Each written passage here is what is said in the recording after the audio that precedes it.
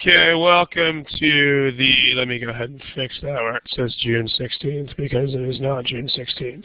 It is July 14th. Okay, ladies and gentlemen, July 14th, 2011. Today's topic is a continuation of what we were doing last time, which was critical reasoning with blanks in the prompt. If you remember last time, we only got to do a few problems because we got largely sidetracked into a side discussion about cause and effect arguments, which was productive. It was a good digression. Definitely a digression of the positive variety, but a digression nevertheless it was. So now we're back and we're going to do a little bit more in the way of critical reasoning with blanks. But before we start that, as usual, we have to start with the normal warnings and guidelines for participation here in the study hall. So let's just go ahead and knock that out real quick. The usual warnings. Problem submissions, let me highlight a couple of these, please. Especially this one. I'm going to mention this a couple of times today, but I'm also going to plead with them to throw this up there on the actual Thursday's website. Please do not submit OG problems. We can't use them.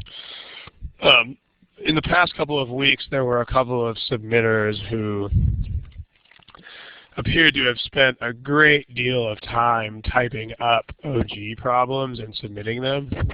We can't use OG problems on the study hall. In fact, we're not allowed to use anything on the study hall that we can't also use on our forum. So if you want to know where the list of banned sources is, check out the forums. On top of each of the general quant and general verbal folders, you'll find a list of sources that we're not allowed to use on the forums, and those same sources we are not allowed to use on the study hall. So make sure you are aware. Awareness is power. Other things, please don't submit too specific problems. If you just submit something that is a single problem and ask about one or two of the answer choices, that's not really the kind of thing that should be on the study hall. It's the kind of thing that belongs on the forums. In fact, individual problems like that are the entire reason why our forums exist. So make sure that your question is at least general enough to be a study hall question. But also, as we said below, make sure that you do not violate the submission guidelines when you do that. Also, please don't submit personal issues. We had another couple of people over the last couple of weeks submitting things that are like, you know, hi, I have a month left before my GMAT, how much should I study, or how many hours should I study, or things like that. Again, guys, this is a study hall that is watched by hundreds and hundreds of people, so not the place for personal questions and personal issues. We do have a place for that in our forums. That place is in the general questions folder on the forum. So please post those things there. And if your question is specifically related to admissions, we also have a folder on the forum that is dedicated to admissions consultant questions. One of our partner firms, MBA Mission, which is an admissions consulting firm, mans that particular folder, and they'd be glad to take those questions. So, smiley face if you guys understand these guidelines. And hopefully if you're watching this later as a recording, hopefully you're not fast forwarding through these guidelines because we'd hate for you to waste your time with submissions. Just some extra emphasis on a couple of these. Okay, these are already on the previous page, but people seem not to really grasp this yet, so here's some extra emphasis. First, please, please, please do not submit problems from the official guide. We can't use them. If you submit official guide problems, you are just wasting your time because we will have to reject them. On the forum, we do talk about this, but GMAC has actually come to us and officially requested that we not use their official problems from OG. GMAT Prep we are allowed to use because GMAT Prep is freely distributed software, so that's a totally different story. But we are not allowed to use problems from the official guide, so please don't use them. The other thing, again, please don't submit single questions. This week, I think as many as the majority of the problems submitted were just random single questions. Remember, that's not the purpose of the study hall. It's not what the study hall is here for. The study hall is here to address questions with somewhat of a more general theme. So if you just have a single question about a single problem, then please submit that on the forum. Someone writes in the text box, these recordings are sometimes not very good and cuts off the words. I'm not sure what the issue is there, whoever's writing that. You can always mention that to our tech support people if you want to get in touch with them. Here's an email address. So if you're having trouble with the recordings, then they might be able to help you out. Tech support. Okay, again, smiley face if you guys understand these two principles especially. No official guide, no single questions without a context. Okay. Finally, please check the archives. Over the last couple of weeks, a number of people have been submitting requests for topics that are already contained in previous editions of the study hall. For instance, one gentleman submitted a request for probability, but we actually just finished doing a large-scale treatment of probability only a couple of months ago. I think it was sometime in January or February. We had an entire study hall dedicated to probability. Another person asked for data sufficiency on coordinate geometry, and that's actually been the topic of not one but two complete study halls already. So guys, please check out the previous archives for topics before you post. We've already done about 40 of these study halls, so a lot of the stuff we've done has already been covered. To find these archives, if you don't know where these are located, you just go to the regular Thursdays with Ron page, and you scroll down to below the submissions area, and then there's your list of all the archived sessions. Questions before we get started. Smiley face if you're ready to go. If you have any questions, please type them in the text box. All right. So let's go ahead and check it out.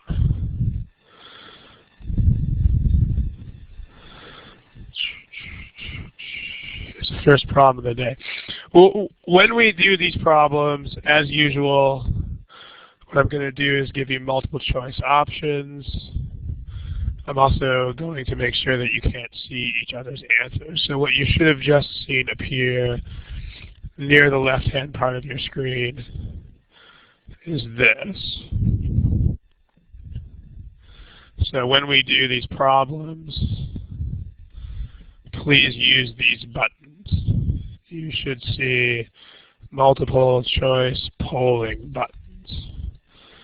In other words, these guys, these A through E choices right here. Smiley face if you see where these are located on your screen.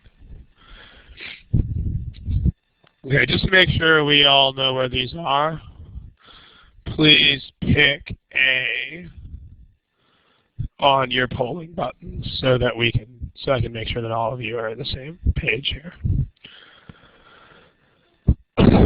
Everybody pick A just to make sure you can find these polling buttons. Okay, most of you have it. Please only click once, because if you click twice, or if you click any even number of times, you'll erase your answer. Okay, there's still a couple of you. Cyrus, you haven't picked A. Madhu, you haven't picked A. Mukta, Ravi, SSS, you guys. Okay, most of you have this. All right, let's go ahead and move on to the first question of the day here. Again, please use the polling buttons to answer the problems. Here's the first question.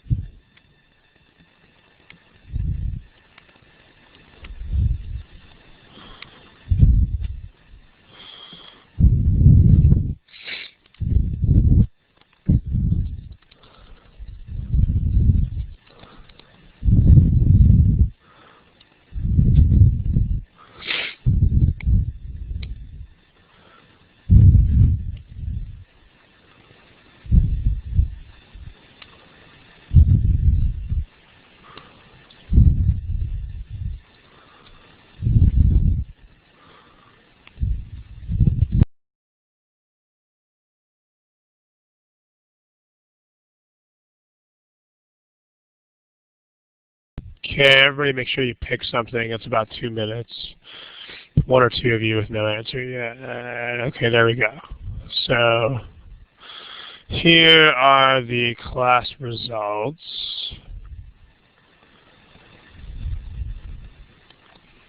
So we are definitely all over the place on this one. Let's start from the very first principles here and talk about what question type this is. Because problems with blanks, we did mention this in the last study hall, but problems with blanks are not a separate type of question. So when you see a blank, what you're looking at is a problem that fits into one of the other categories. So the problem at hand should fit into one of the other principal categories of problems.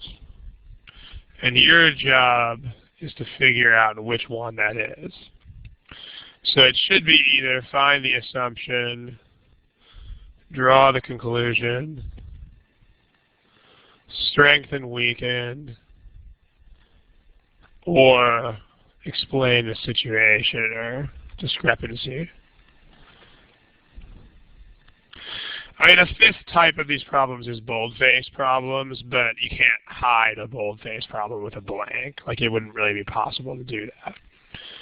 So, which one of these is this problem? Is this problem, go ahead and say in the text box. Is this find the assumption, strengthen, weaken, draw the conclusion, or explain the situation or discrepancy?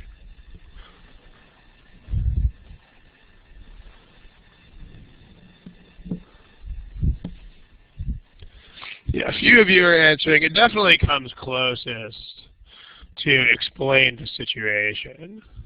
You could make somewhat of a case that it's a weaken question if you create an argument that you can weaken, but it's definitely not an assumption or a conclusion question.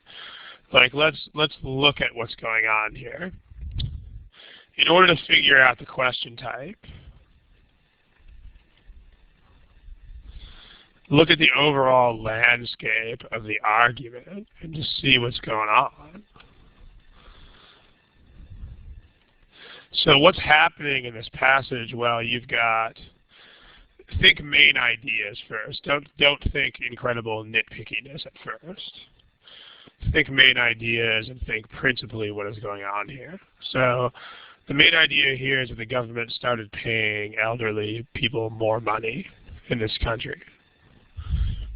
So the government increased the amount paid to the elderly. And they all got it. And there hasn't really been any inflation, but they're not any better off than they were. So they received the payment.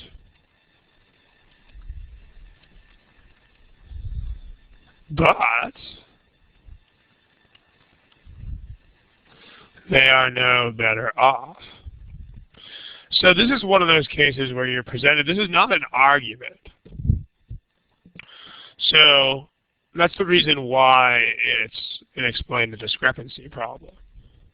Make sure you know the difference between these types too. in terms of which ones are actually arguments and which ones are not arguments. Like this is an argument. The passage needs to be an argument. And if you're going to strengthen or weaken something, the passage also has to be an argument.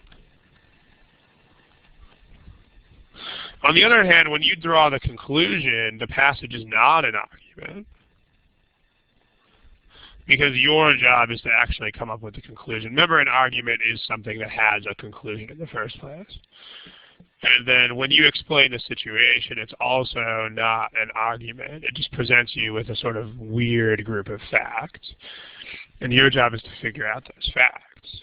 So this is not an argument, and it has a surprising result in it.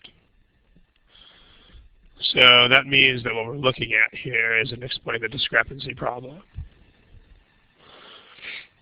At least that's the model that fits this problem most closely. So not an argument, surprising result. So we need to explain the discrepancy. Inference is basically the same thing as a conclusion as far as these things are concerned in response to a question in the text box. Okay. So this is an explain the discrepancy problem. So now that we've figured that out, let's take a look at it. So this is an explain the discrepancy. If you want a more in-depth treatment of explaining the discrepancy, then you can go to, there's a whole study hall on that topic. That's on February 3rd. So let me just go ahead and type that on the board. If you want more detail on these problem types, check out the February 3rd of this year, February 3rd of this year.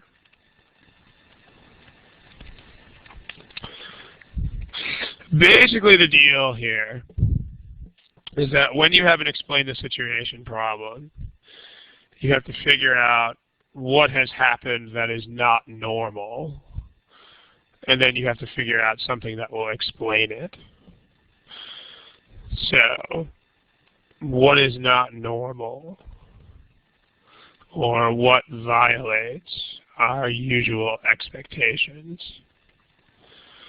And then bring in something from outside the scope of the argument that could reasonably explain.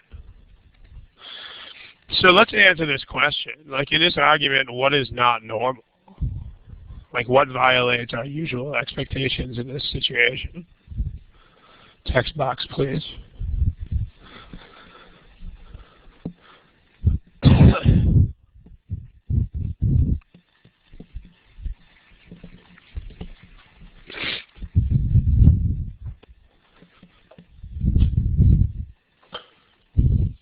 Yeah, Anna captures this pretty nicely. These people were actually given more money, but somehow they're not any better off, even though they've actually been given more money.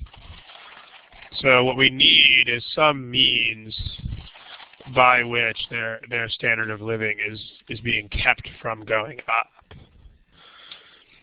So, right, a 20% increase, and I think it's ID or LD says, a 20% increase should normally improve their financial situation. So despite receiving more government money, these people are not any better off. So what we need is we need a factor that can equalize their standard of living with the previous value, even though they are being given more money by the government. Remember, scope is not a concern here. In fact, in these problems, you're supposed to pick something that's out of scope. I'm going to go ahead and, remember, here's your answers from last time. Kind of all over the place. So what I'm going to do, now that we have this extra discussion here, I'm going to go ahead and blank your answers. And let's vote again, because there was no consensus really at all last time. So previous answers, please re-vote now that we have a little bit of extra insight. And see what's going on here.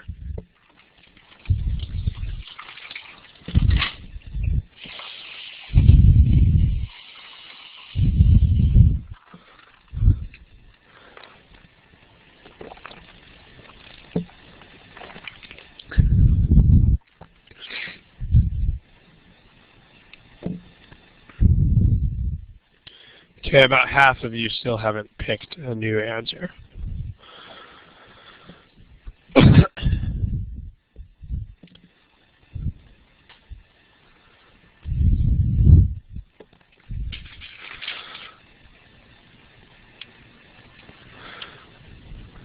Okay, I'll give you about 10 more seconds. Let's see.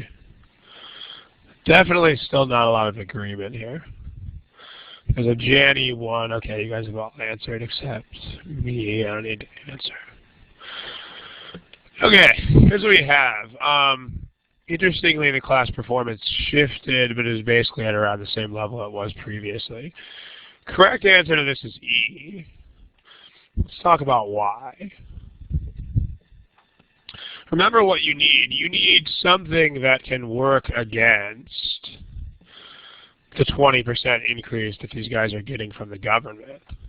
So what E says is that the children only give their parents enough money to reach up to the threshold of a comfortable living.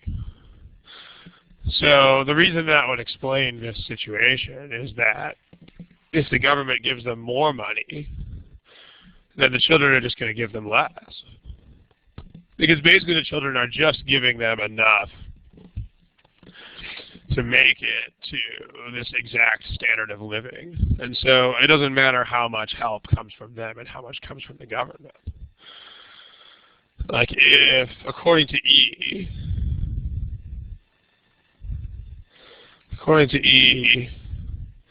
if the government gives more help, the children will just give less help.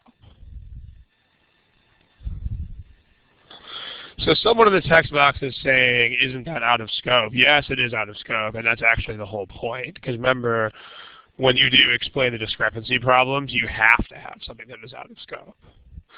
For any explain the discrepancy problem, your answer will always, always be outside the scope of the original passage. Because the original passage has a discrepancy. That means that in the original passage, we don't really fully understand the situation. So in order to understand the situation, you have to bring in extra facts. So out of scope is not only not an issue here, it's actually essential. So we'll take a look. Let's take a look at the other choices. The other choices, you need to very carefully read what's going on in the passage here. So before we look at the other choices, does everybody see how E works? Smiley face if you understand the way this works.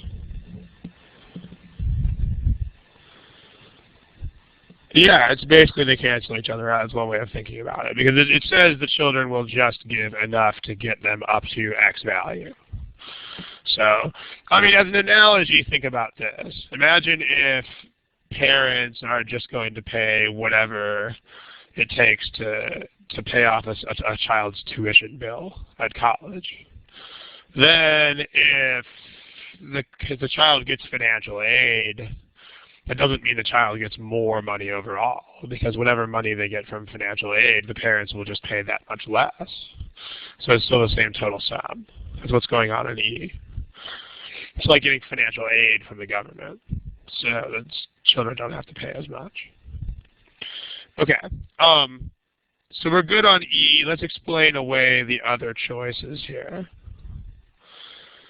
So let me pull some of these things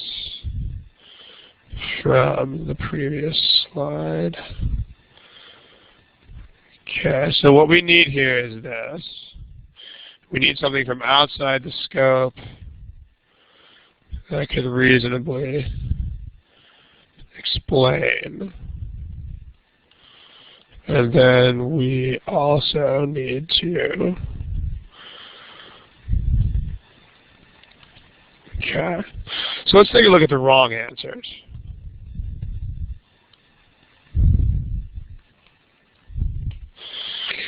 All right, we'll address that thing in the text box in a second. They rely entirely on the government pension for their income. This would definitely not explain the situation. In fact, if this is true,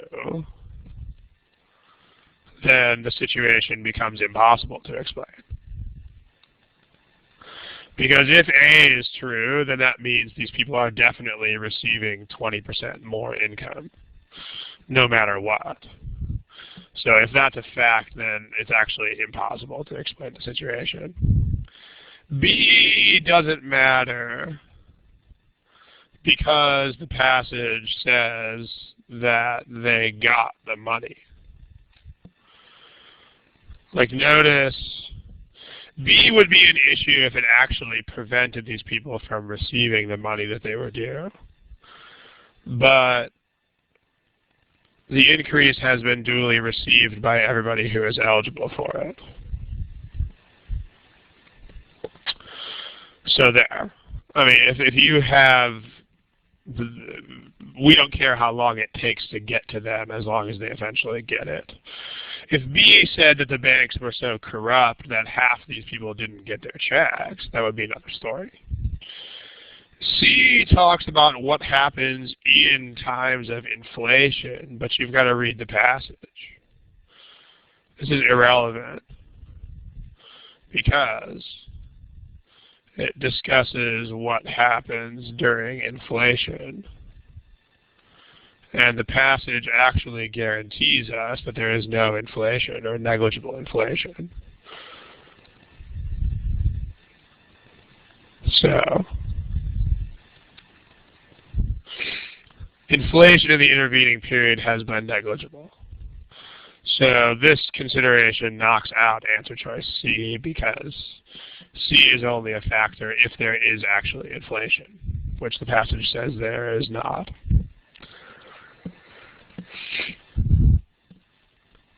And then D says the pension was increased when the number of Runasians below the poverty level reached an all-time high.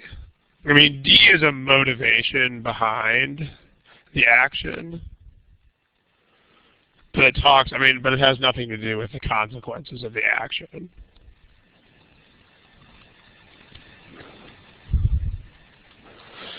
So, in other words, D is just saying, here's why they were motivated to do this. But, in other words, it tells us nothing about what will actually result. Okay. Some questions that are in the text box here. There's a lot. Let's see.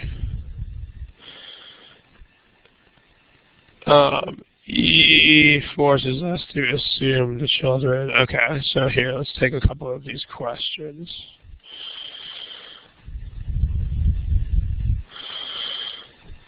There's this.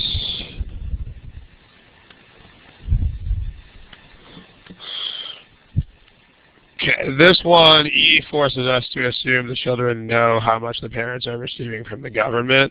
It does, but if this is the answer choices are facts. So the answer choices are assumed to be true. Notice,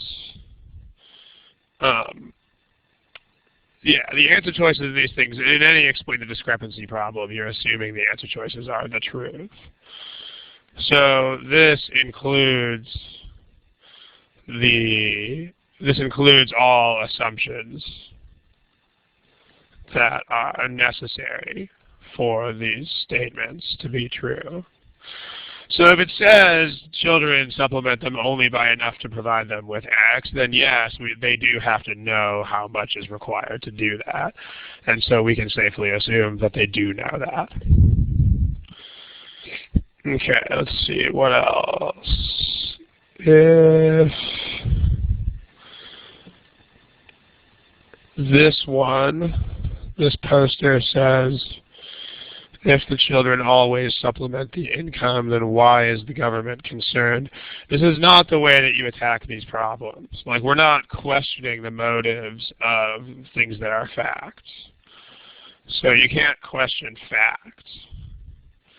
Okay, what you're saying here is it's not productive for the government to pay extra money if E is true. I mean, you may be correct, but this doesn't matter because the fact is that the government is paying extra money. So it doesn't really matter how ill-informed this policy is because it's policy. So your job is just to say, okay, the policy is what it is and it's having this effect. Let's figure out why. Okay. What else?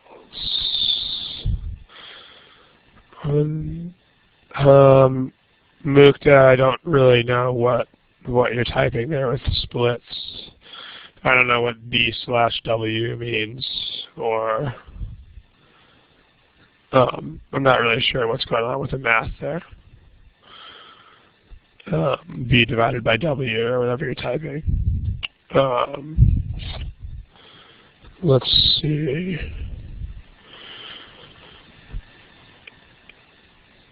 Okay. Carl, last question we'll address before we move on to another one is the question here from Carlos,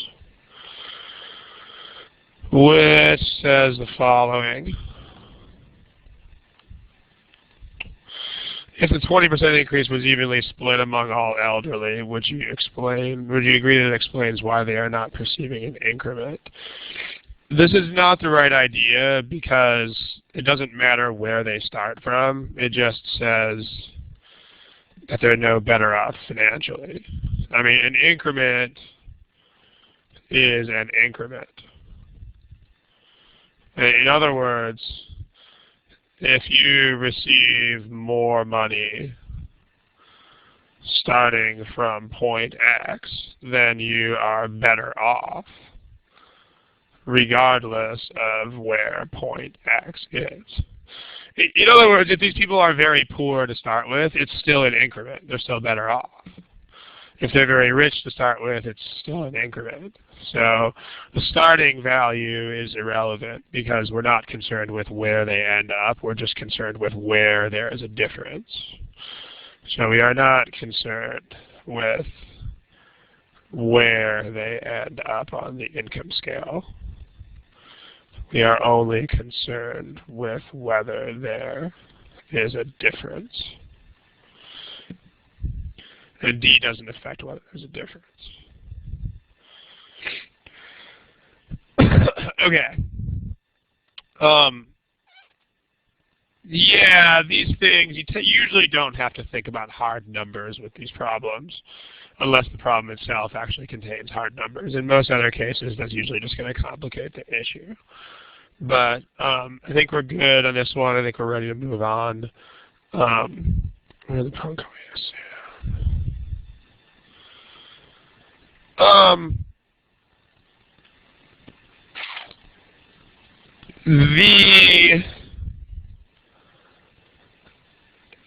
The interpretation, the default interpretation of this statement is that it's a 20% increase to everybody. It might be that there's some kind of language barrier or something, but this is it says increase of 20% increase in the amount paid to all of them means what it literally says. It means that all of them all of them experience the increase.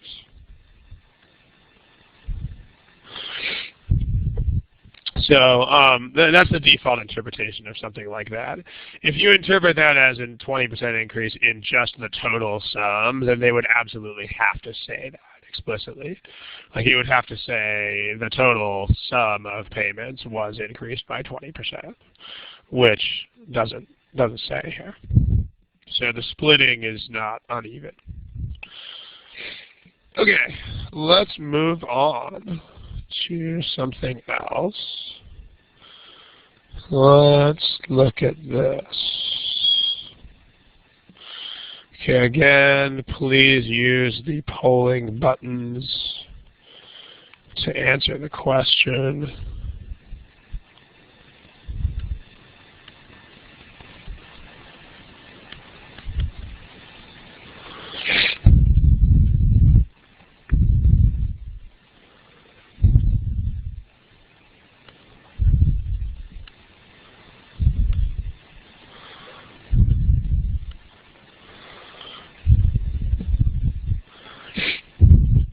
Okay, here's a timer.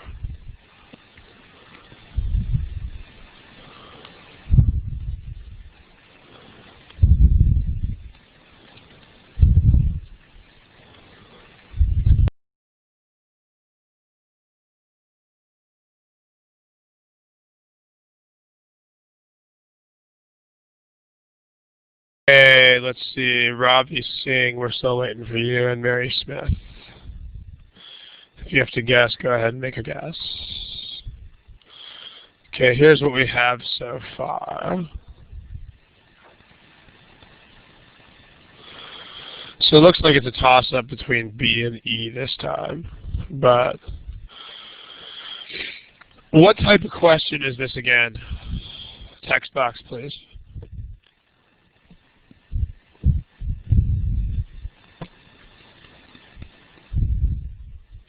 It's another explain the situation question, yeah.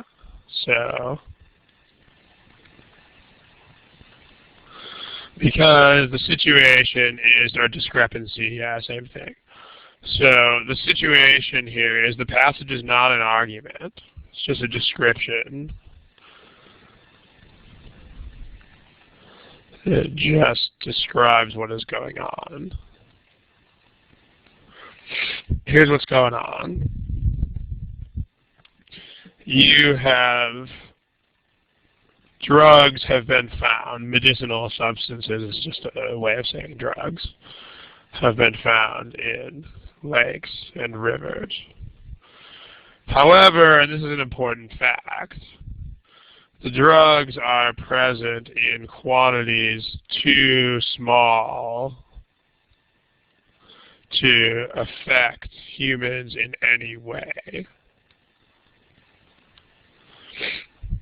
Very important. I mean, too low to cause any physiological response. So pointing this out, hopefully, is going to make a couple of you reconsider your answers. But this means that they cannot do anything to people directly. Nothing good and nothing bad. Nothing. So, yet,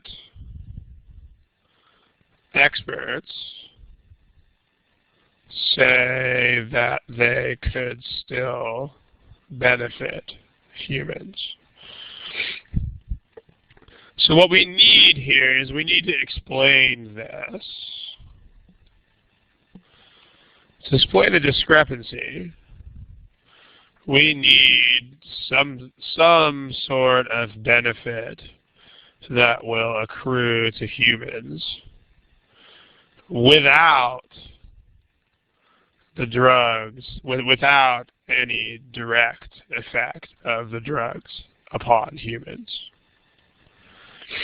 Because the passage has already said that there are not enough drugs in the water to affect humans in either a good way or a bad way, just not in any way. So what we're left with is we need to find something that will benefit humans without directly affecting them. So that's what E does.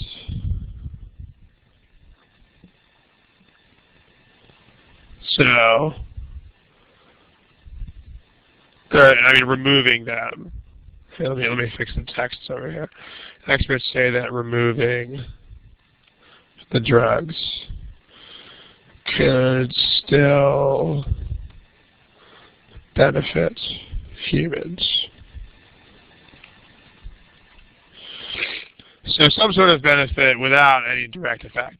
So E does this because what's going on in E states, according to E, taking away the drugs will affect disease-causing bacteria by making them less resistant to the drugs. This will benefit humans.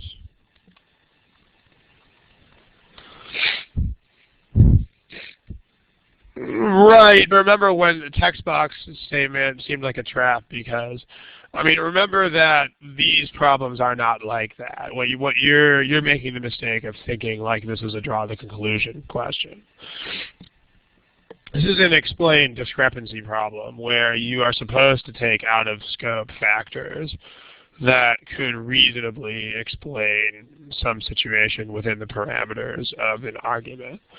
So if that statement is true in general, then it will absolutely hold true for whatever happens to be in these waters. But yeah, this is not a draw the conclusion question. This is not rigorous type thinking where they have to put the same boundaries on the answer choices that they do on the passage. That's how conclusion questions work, but if you approach this kind of question with that kind of approach, you're going to get in trouble. They're looking for more abstract relationships here. So notice how this works.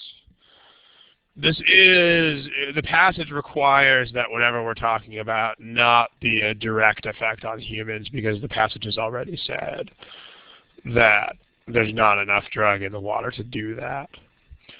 So, but that works because the humans are not what's affected here, the bacteria are. And then the bacteria in turn would have an effect on humans. The other popular answer was B. The problem with B is that this is still a... There's actually two major problems here.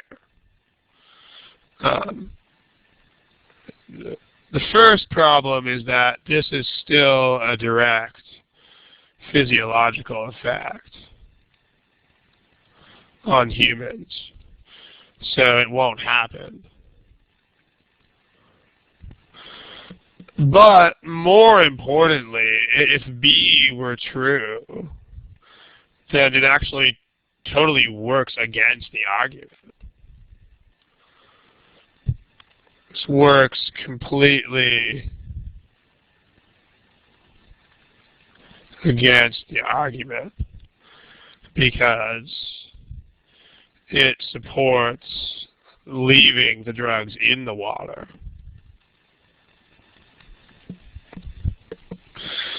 So it's interesting that choice B was as popular as it was because it actually works against what the experts are saying.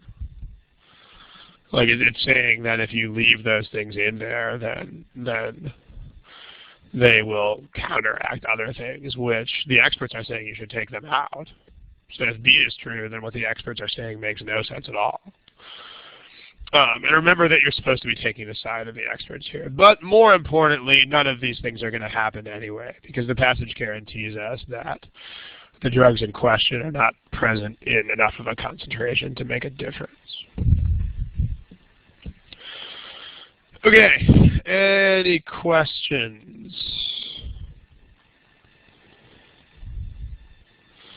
You don't need to use the hand button. You can just type your question in the text box.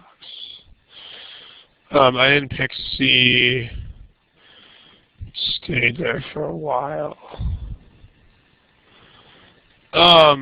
C's got nothing to do with the drugs in the water, though. So I mean, C is talking about people being treated with drugs that contain these substances. And I mean, it's irrelevant to the situation at hand here because the water, remember that the water is not exposing these people to these drugs in sufficient quantities to make any difference. So there's not going to be any interaction between the drugs from the water and the drugs that might be prescribed because the drugs in the water are not present in enough of a concentration. Someone in the text box is saying, I cannot hear you anymore. You may want to try audio setup if you can't hear. I can't understand why B is against, because counteracts. I don't know what you mean by counteract, arrow, arrow, no harmless. But if you look at choice B is saying the drugs in the river are good for you. So basically that would work against taking them out.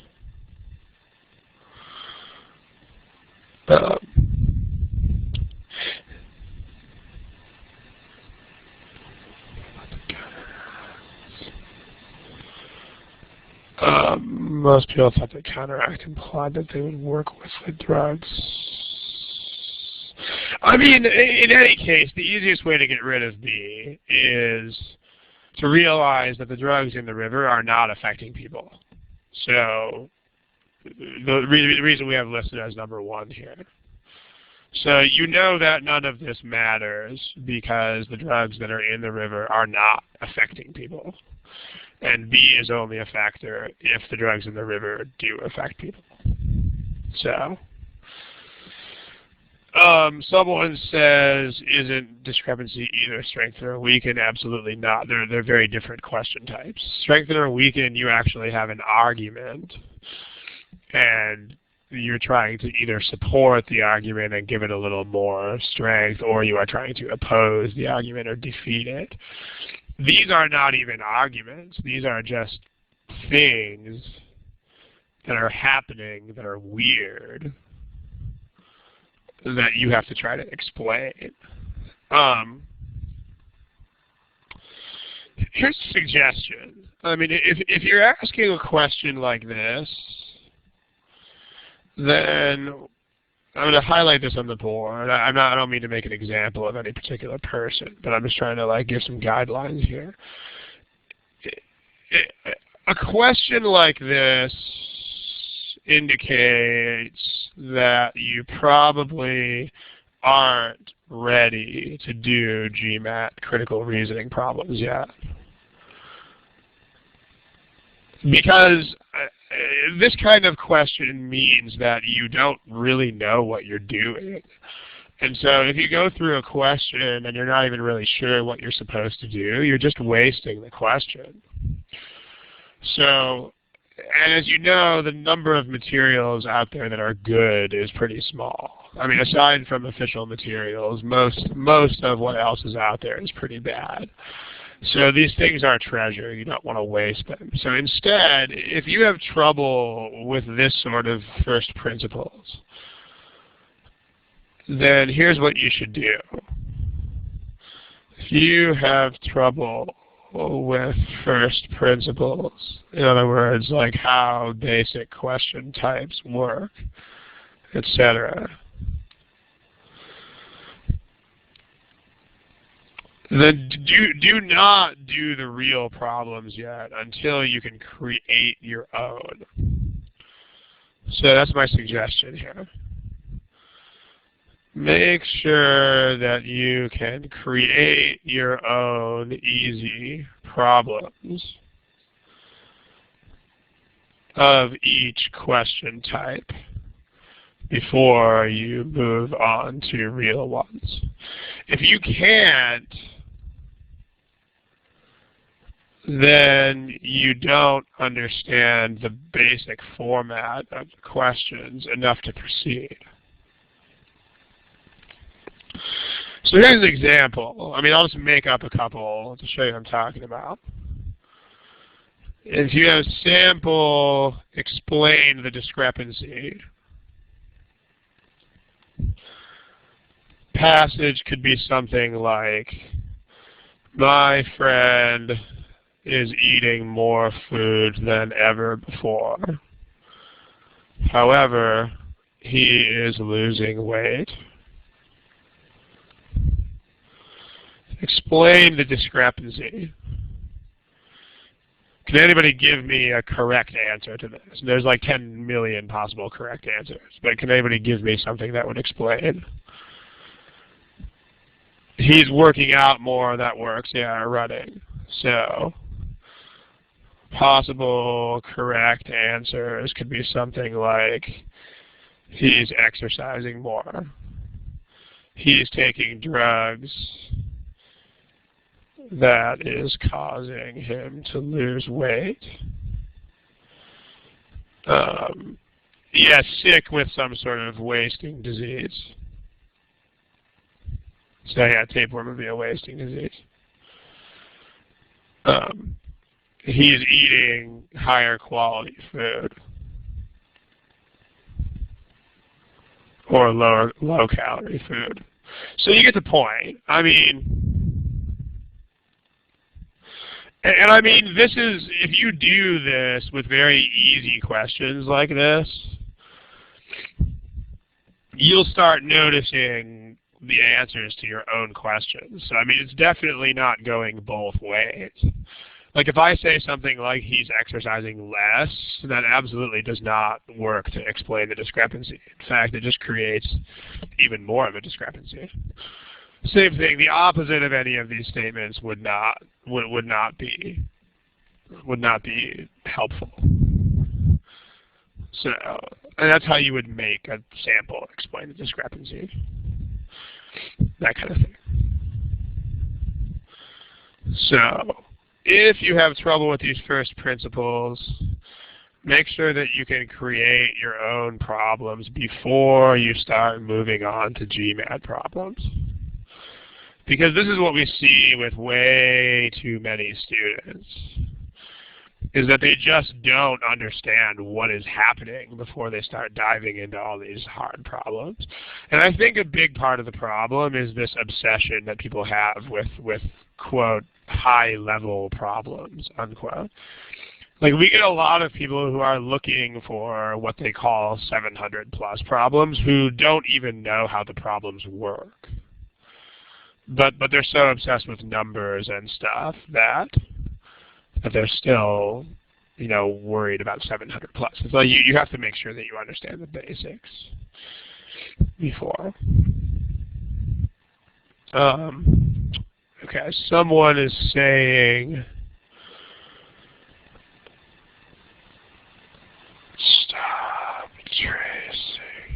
stop tracing drugs. No, trace amounts means small amounts. Like a trace amount means a very tiny quantity of something.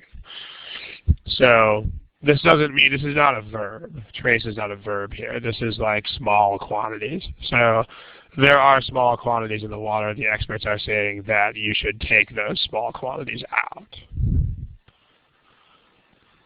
All right. Hope that helps.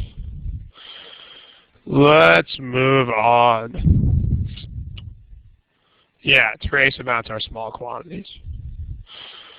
Let's take a look at something new. Try this.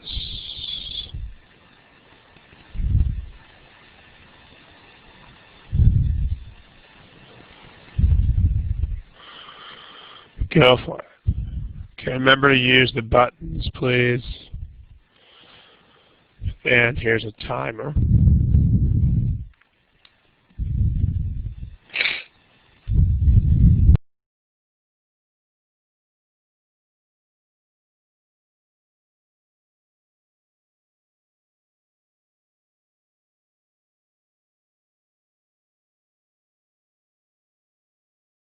I'll give you a little bit extra to answer. There's a couple of you who don't have answers, so I'll give you an extra 10 or 15 seconds.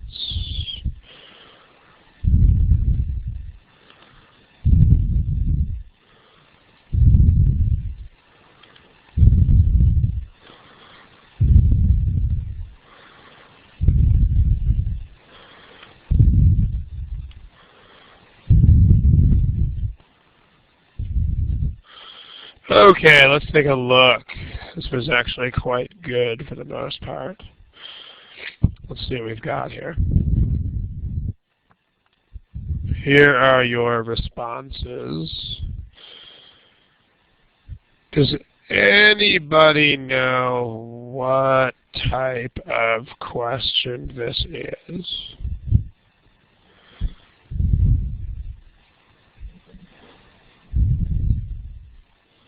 There's actually two ways you can answer this, so don't be shy.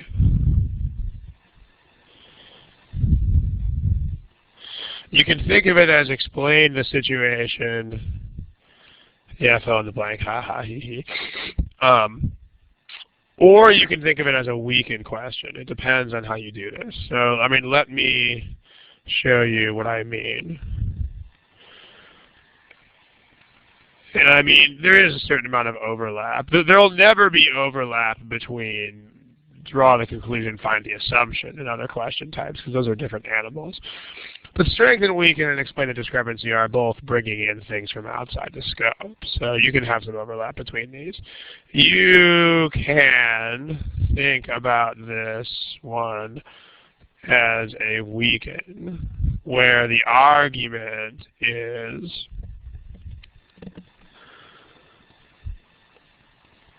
people, the items that a sample of people bought at Food Basket were more expensive at Shopper King. Therefore,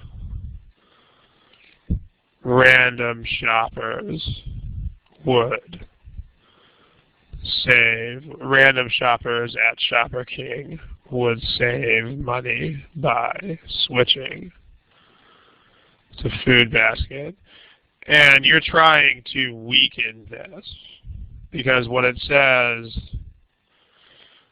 is that it does not necessarily show. So you can think of it as a weakener of it does show this.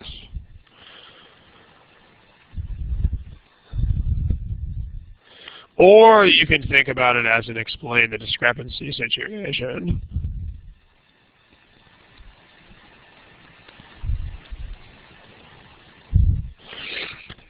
Just think of it as a non-argument, as a collection of facts.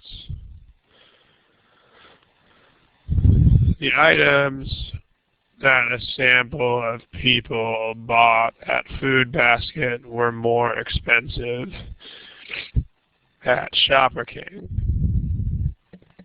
However, random shoppers at Shopper King do not pay less on average than they do at Food Basket. So if you think of it as a collection of facts, then now you have to explain this discrepancy. Both of these basically work out the same. There's not really as much of a difference as one might think. Because notice that these are both question types in which you have to bring in outside information. So according to either of these interpretations, you need something that's out of scope.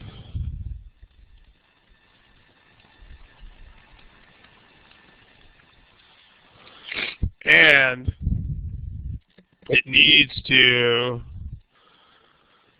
show that the savings experienced by the sample shoppers does not translate into a general savings relative to the other store.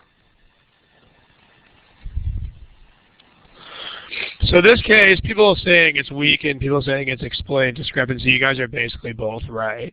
But in either of these cases, the ultimate interpretation should be that we're looking for this kind of thing. Smiley face if you understand this.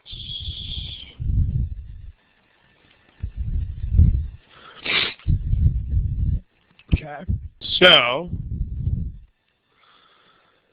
we need something that is outside the scope, and it needs to show that the savings experienced by the sample shoppers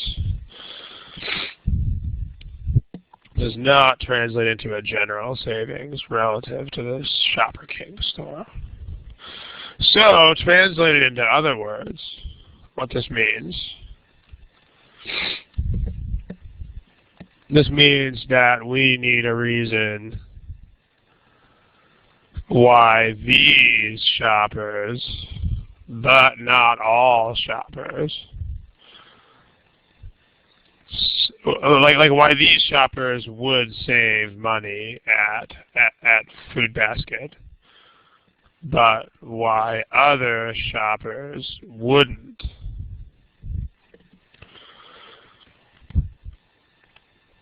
So something has to be special about these shoppers. There has to be some reason why this particular population of shoppers saves money at Food Basket, even though random shoppers wouldn't. And that's what A does. Because A says that they don't offer low prices across the board necessarily, that they would just offer low prices on certain items. So choice A gives reason to believe that the sample is not a random sample. According to A, our sample is likely to consist of people who come to Food Basket because the items that they want to buy are cheaper at Food Basket. You know, it's kind of like if any of you guys have Trader Joe's where you're at. Trader Joe's tends to have very low prices on things like meat and vegetables and kind of insanely high prices on everything else. So if somebody walks out of Trader Joe's with a basket full of meat and vegetables, their prices are going to be lower. But it doesn't mean their prices are going to be lower across the board. It's kind of like that. So let's take a look. You didn't know about Trader Joe's? Yeah. Trader Joe's prices on those things are pretty good. At least they are around here where I live. Okay, other popular choices. I don't think anybody picked anything except A, B, and C. So, for B, B actually works the wrong way because B is, even more. In other words, Shopper King is even more expensive for these people. So choice B is definitely working in the wrong direction because choice B is more evidence that Shopper King is more expensive in general. So we want evidence that Shopper King is not more expensive in general. And then it's just a special case for these people coming out of the store. Many shoppers consider factors other than price in choosing the supermarket at which they shop most regularly. Okay, but this doesn't really explain what we need. I mean, if C is true, it doesn't help us at all with what we need, which is this. In other words, we need a reason why those people coming out of the store would not be paying the average price at the store. So, I mean, C is interesting, but C doesn't really contribute either way to this issue. It doesn't help us resolve this either way.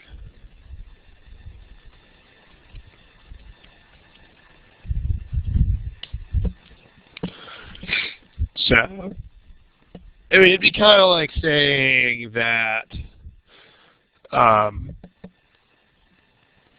anything else where, I mean, you're bringing in irrelevant concerns. Like if you say something like, my friends who are married to white women, their wives are taller on average than my friends who are married to Asian women. Therefore, all white women must be taller than all Asian women.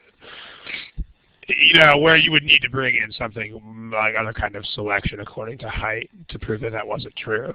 C is kind of like saying people are choosing their wives based on things other than height, which is great, but it doesn't really explain away the difference in height that actually exists. It just doesn't do anything. Okay, other questions about this problem? If you have them, please put them in the text box. If not, we will move on.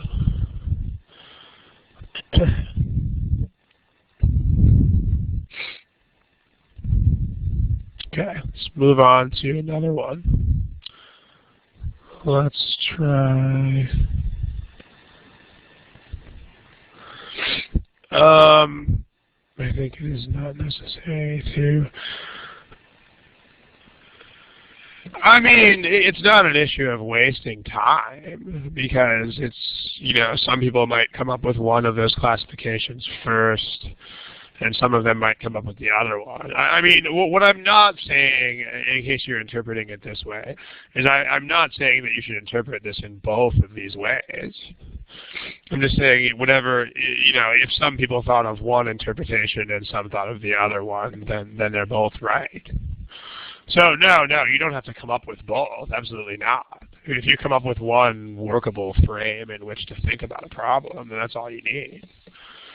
But there's no superiority of either one. I mean, they're both valid ways to think about the problem.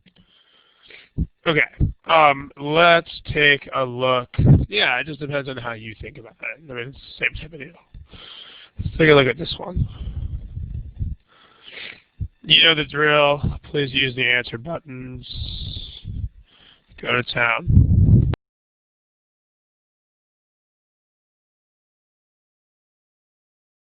Okay, there's still a few of you with no answer, so I'll give you an extra 15 seconds or so.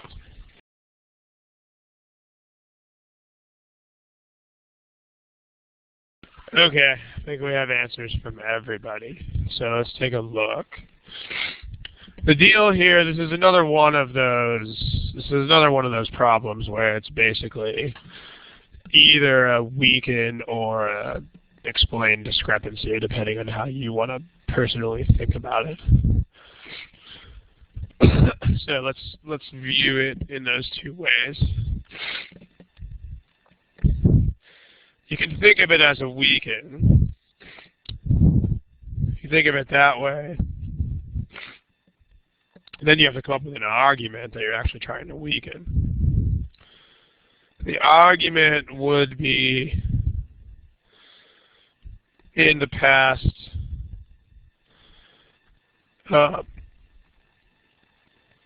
this rate of business loss has been overcome. Therefore, the business district will rebound again. And you're trying to weaken this particular conclusion because you're saying confidence that it will rebound again is ill-founded. So you can think of it that way. Or you can think about it as explain the situation. In this case, it's just a collection of facts.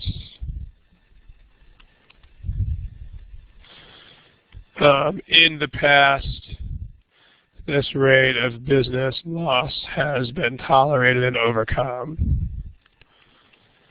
However, this time, it is unlikely to be overcome.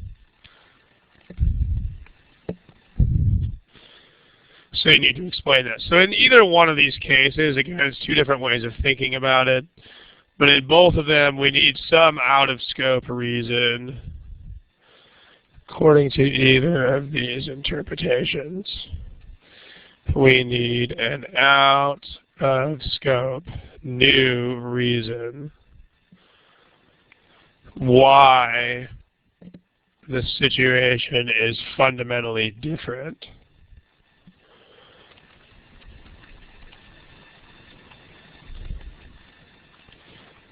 from previous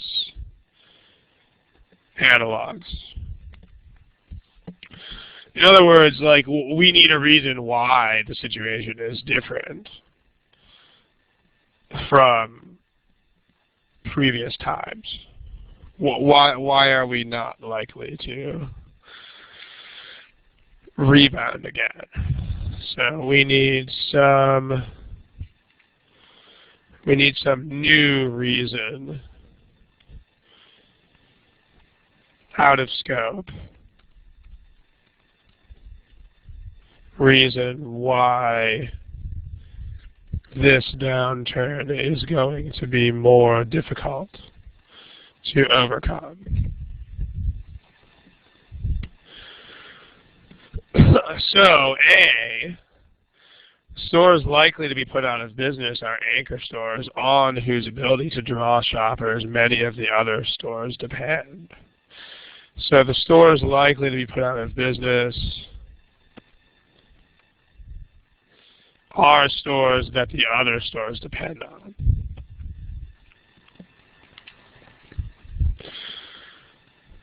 So according to A, this indicates that the business loss will be more severe than in previous years, because not only are these stores themselves going out of business, but their closure will also reduce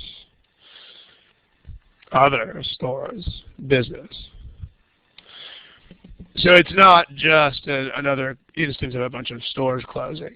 Like this time, you have a bunch of stores closing in ways that we are told are going to affect other stores. So choice A takes care of this.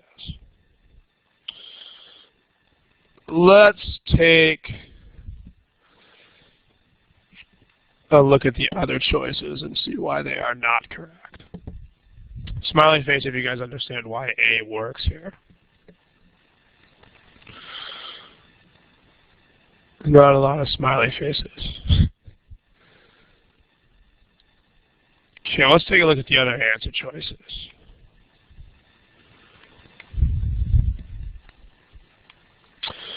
If you look at B, a couple of you picked B. Remember, we need a reason why this business downturn is worse than previous ones.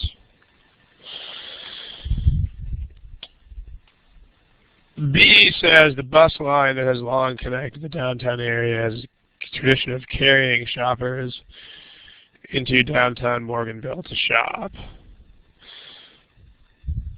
So this just says there's a bus line, but there's no indication that these people won't continue to use it. So if choice B had said, because Save Mart is there, people will no longer use this bus line, then you've got something. Like then they would stop coming into downtown, but it doesn't say that. It just says that there is a bus line that has historically done this.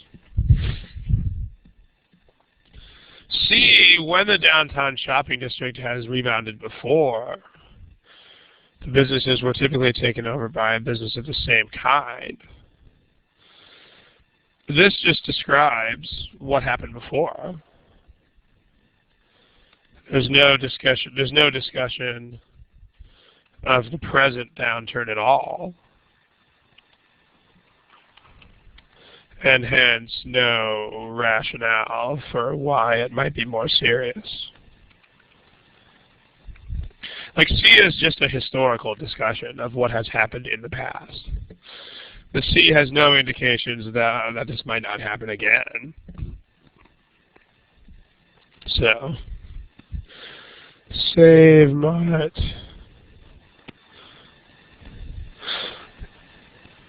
I guess that'll be competing with C text box. So we have save Mott, which sells the same kind of stuff as the stores that went out of business. Thereby no new motivation for new businesses to open up. Well, where are you getting the idea that there's no new motivation for businesses to open up? You're assuming that these places won't be filled by discount stores. Instead, they'll compete with Save Mart.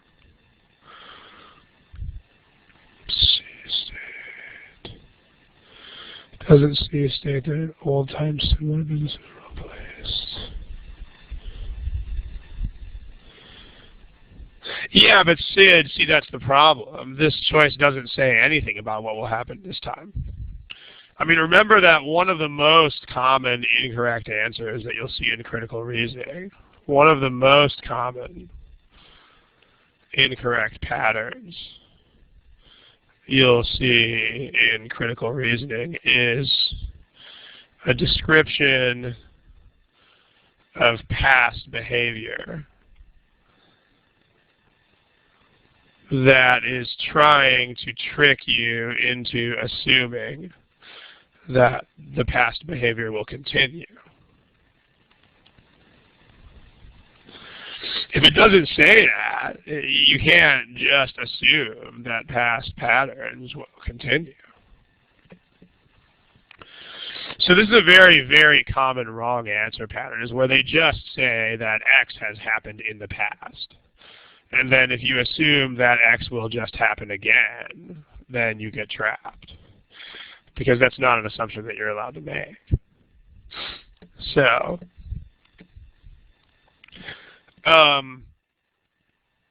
doesn't even A assume certain things. It assumes things that are sort of trivial. Like E, I mean A, the only things assumed by A are things like if the stores that shoppers depend on, or if the stores that other stores depend on go out of business, then those other stores will suffer. I mean, that's a pretty common sense assumption. I mean, remember that you can make common sense assumptions. You cannot make non-common sense assumptions. I mean, assuming that everything that's happened in the past will continue in the present is not a common sense assumption. So you can't make that. Josh, SSS says, what does that mean? It means that the other stores need the anchor stores in order to bring people in.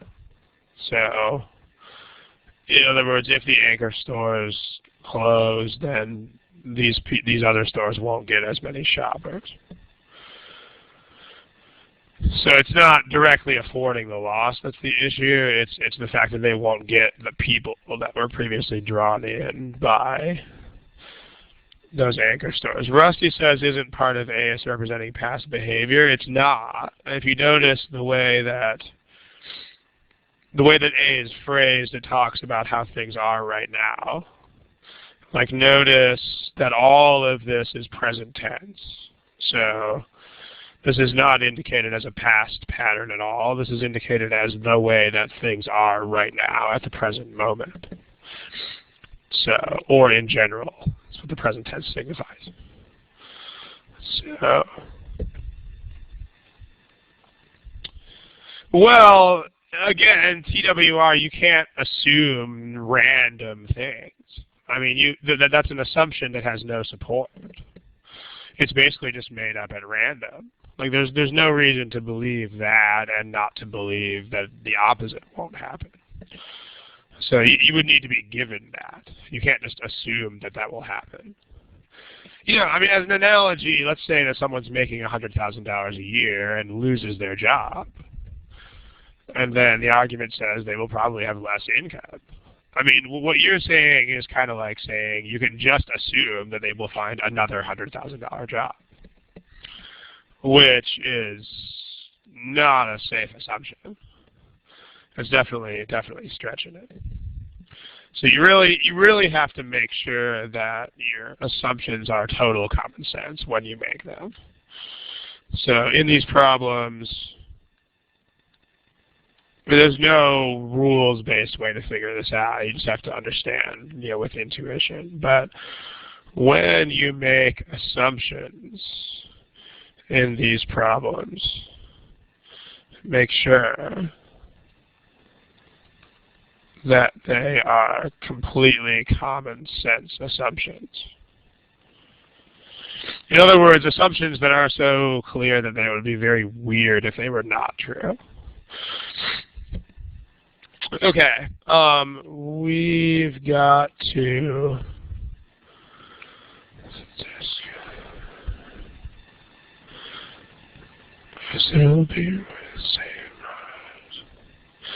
these businesses are not being replaced by SaveMart. That's an incorrect reading of the passage. Notice that SaveMart came into the neighborhood and then the businesses closed. So they're not, that's an incorrect reading of the passage. Like, in fact, they haven't even gone out of business yet.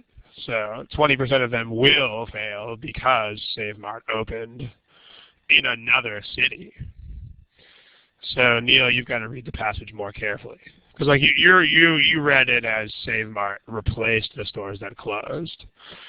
Totally not what happened. What happened is SaveMart opened in another town, and then in the future some stores will close as a result later.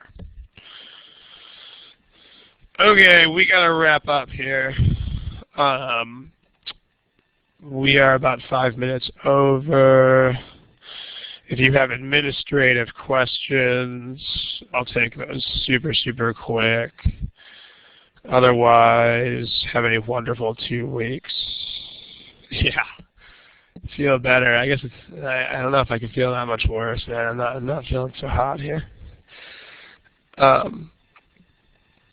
We don't post the slides, but we do post the recordings. So the recordings are at the Thursdays with Ron site. So yeah, just the recordings. Because I mean, the slides generally wouldn't make a lot of sense without the recording, especially when it comes to math, but on both parts. You should read the question stem first, because the question stem tells you what you're doing. Like if you don't read the question stem first, it's very difficult to be oriented. So, yeah. Okay, this is not the time for extraneous questions. Like we have to go, I have to run, I have some appointments to go to, but if you have any quick administrative questions, I can take those. These questions were from GMAT Prep. So, SSS, I don't post recordings. That's our tech people do all that. I mean, I don't do any of that.